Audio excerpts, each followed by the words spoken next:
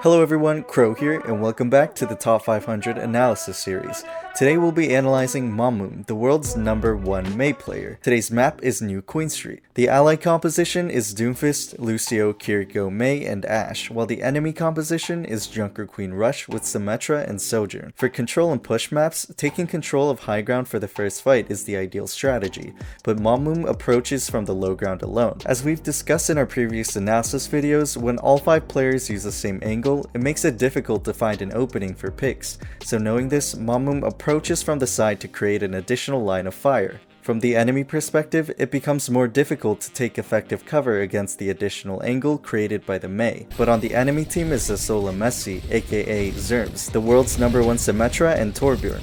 As soon as he spots the Mei taking the off angle, Zerms contests the bridge, effectively erasing the second angle that Mommoom created. With the Doomfist picked off, Team Zerms wins out the first fight.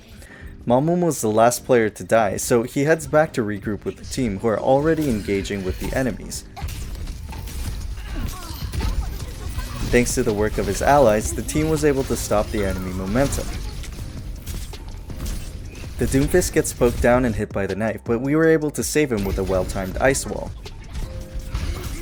2U, the enemy Junker Queen, engages first with Rampage, and the team responds with a beat. Seeing the Queen's health drop to 50%, Mommoom walls up to catch her out with Blizzard, but unfortunately fails.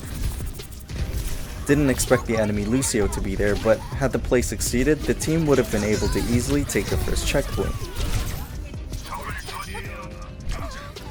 Mommoom spots the Junker Queen taking cover in the room, so he walls her off to apply pressure and uses shift to recover HP. He makes sure to keep the distance from the Junker Queen to avoid carnage, and 2U did a good job escaping the situation. But because Junker Queen was pressured out, the enemies lost the front line, and the advantage shifts again back in favor of the allies. Mommoom was able to head into the backline without having a shift available, because he knew that the allies would push in as a result of the enemy frontline crumbling. It's likely that he was actively shot calling for the engage. After overtaking the push progress, the allies succeed in capturing the first checkpoint. 2U and Zerms successfully initiate the fight. Mommoom unable to save the Kiriko in time. This is where the gameplay starts to get interesting.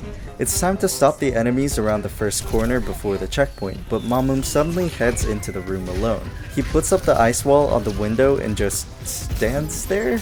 Wait, is he contesting the bot right now? No, he's actually going to keep stalling the bot from the window.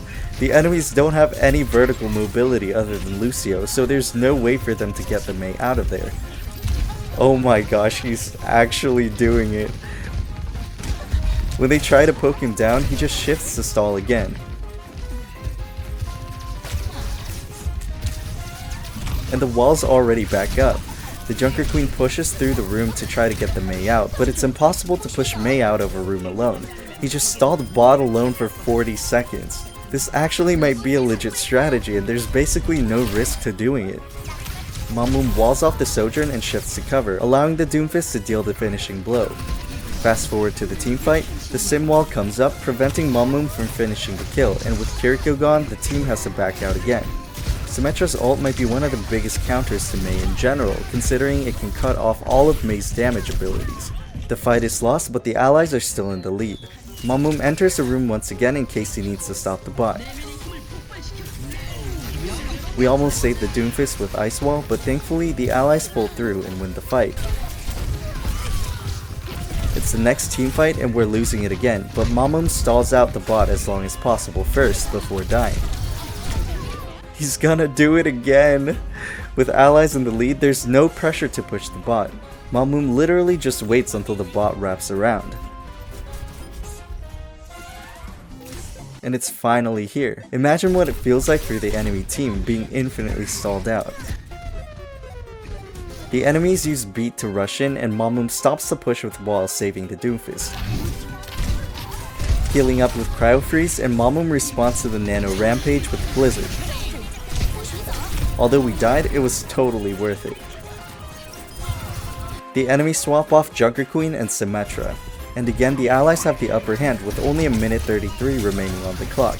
So if we win the fight and push the bot back, even if we lose the next fight, we can infinitely stall for a third time. You already know what's coming next. We're now in overtime and Mommoom camps out in the room again. This has got to be 100% win rate strategy. I'm so dead. He holds the bot with Cryo Freeze, allowing Ice Wall to come back off cooldown. What are you supposed to do against the strat? I think we all know how this one's gonna end.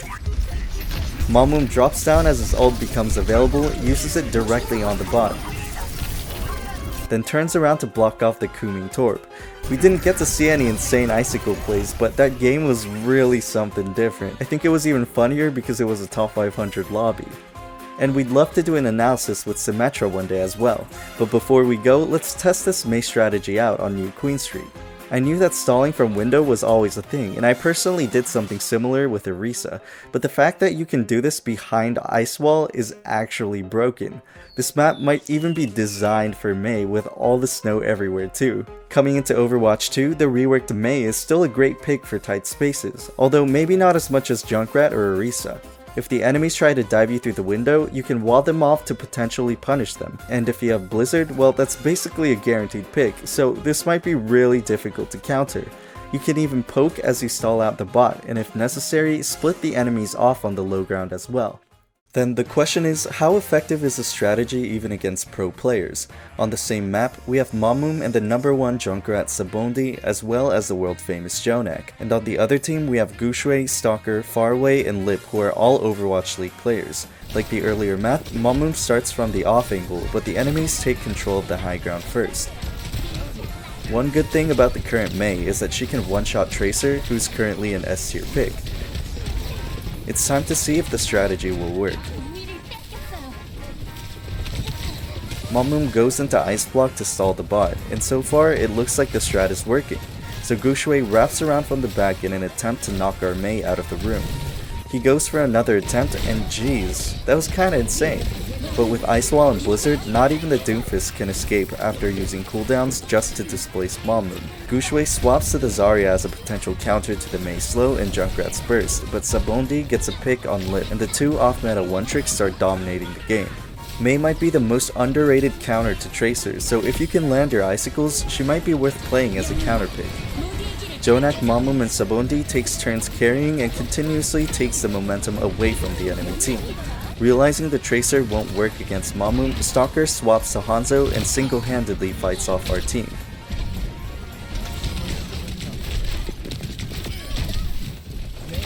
Mommoom returns to the bot. Holding behind the wall just seems so unfair. Out of frustration, Gushui and Stalker initiate a Grab Dragon on Mommoom, but turns out Mei is impossible to kill. The value of getting 2 ults from pro players just to deal with you and failing, that really speaks to how effective the infinite stall strat is. The enemy team have to give up taking the because it feels impossible to get rid of the Mei in the window position. But with the push progress in favor of Mommoom's team, he doesn't have to push forward and he can just wait for the bot to come back. Like we showed in our testing, if the enemies enter into the window, you quite literally have a free kill, regardless of whether the enemy is a top 500 or pro player. We go back and forth again almost identically to the first match, and if you lose the fight, just infinitely stall again. And if you use this strat, make sure to just use the cover because the Cryo Freeze and Ice Wall cooldown are far apart enough that if you don't, you'll be left exposed without any form of self-defense. I feel so bad for Gushui, he can't do anything about it, so he's just standing there looking up at you like a little puppy.